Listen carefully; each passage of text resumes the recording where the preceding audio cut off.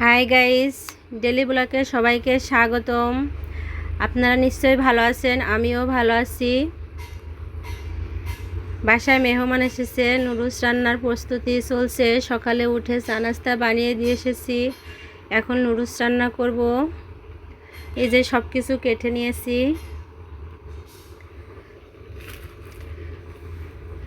আজ আমার শাশুড়ি আমেরিকায় চলে যাবে, যার কারণে বাসায় অনেক মেহমান এসেছে। একসাথে সবাই এক জায়গায় হলে আনন্দও হয়, আবার সে পরিমাণে মনে করেন কাজকর্ম লেগে যায়।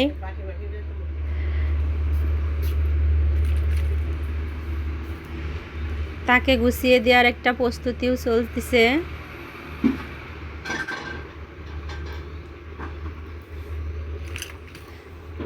আসলে মহিলারা যাই করুক না কেন, তাদের গল্প সব রান্নাঘরেই।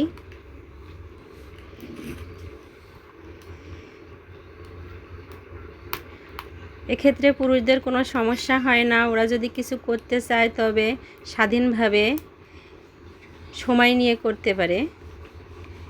আর সব মহিলাদেরই এই কাজটি হয়ে থাকে, গল্প সব রান্নাঘরে।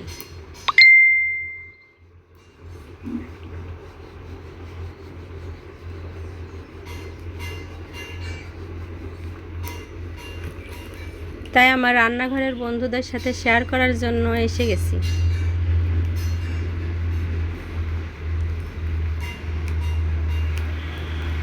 নুডলস রান্না শেষ, এবার পরিবেশন করার পালা। সবাইকে দিয়ে আমার আবার যেতে হবে ছাদ বাগানে। সেখানে আমার অনেক গাছগাছালি আছে, যেগুলো আমি পরিচর্যা না করলে শুকিয়ে যেতে পারে, তাদেরও সময় দিতে হবে।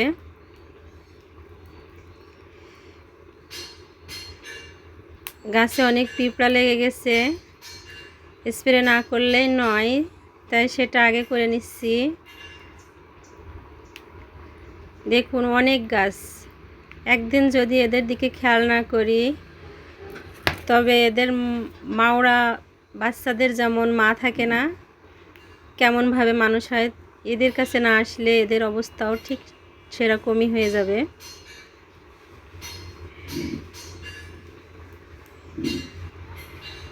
পিঁপড়ে আমার গাছগুলো নষ্ট করে ফেলছে, প্রতিদিনই প্রায় স্প্রে করা লাগে। এবার আমি দুপুরে রান্নার জন্য কিছু সবজি তুলে নেব। আসলে কোনো তরকারি আমার কেনা লাগে না, বাসায় যত মেহমানই আসুক না কেন সব কিছুই বাসা থেকে, আমার ছাদ বাগান থেকে আমি পেয়ে থাকি।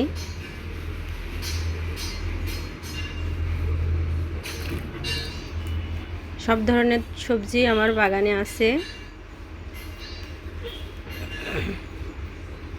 এখান থেকে আমি মেহমানদের বাসায়ও পাঠিয়ে থাকি।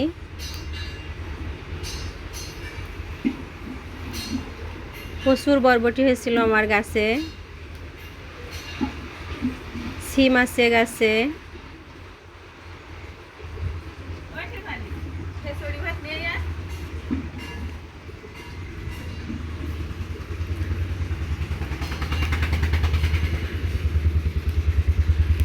বরবটি তোলা আমার শেষ হয়েছে। এবার বাজার থেকে মাংস নিয়ে এসেছে, সেগুলো প্রসেসিং করতে হবে। এই দেখুন এক একটা রান কেটে নিয়ে চলে এসেছে।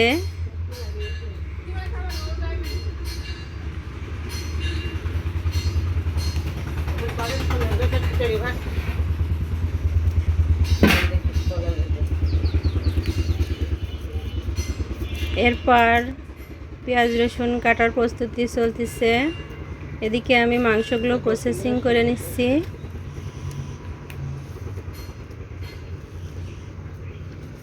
এগুলো প্রসেসিং করে ধুয়ে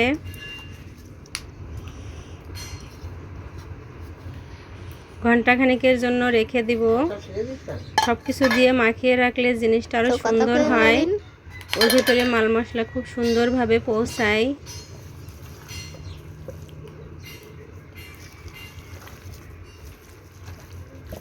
তাই সব প্রকার উপকরণ দিয়ে আমি মাখিয়ে সুন্দর করে রেখে দিব।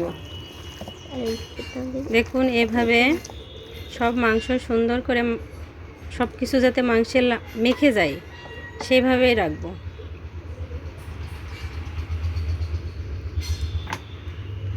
তেল দিয়ে নিলাম আমরা একটু। আসলে গুঁড়ো ঝালটা একটু পরে দিব, কারণ আমার হাত জ্বলে, যে কারণে আমি গুঁড়ো ঝাল ব্লেন্ডার করে রেখেছি। সেটা পরে আমি খুন্তি দিয়ে মাখিয়ে দিব, তা না হলে আমার হাত জ্বলে।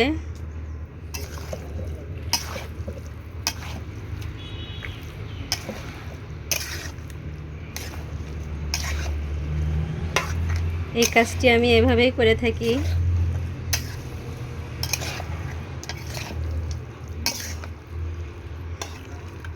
বন্ধুরা, সব কিছু আপনাদের সাথে শেয়ার করলাম। ভালো লাগলে অবশ্যই একটি কমেন্ট এবং লাইক করবেন। আজ এই পর্যন্তই। আল্লাহ হাফেজ।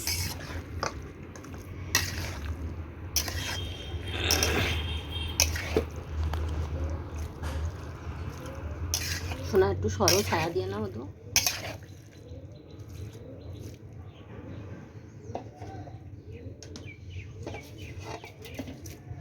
বা ঝাল।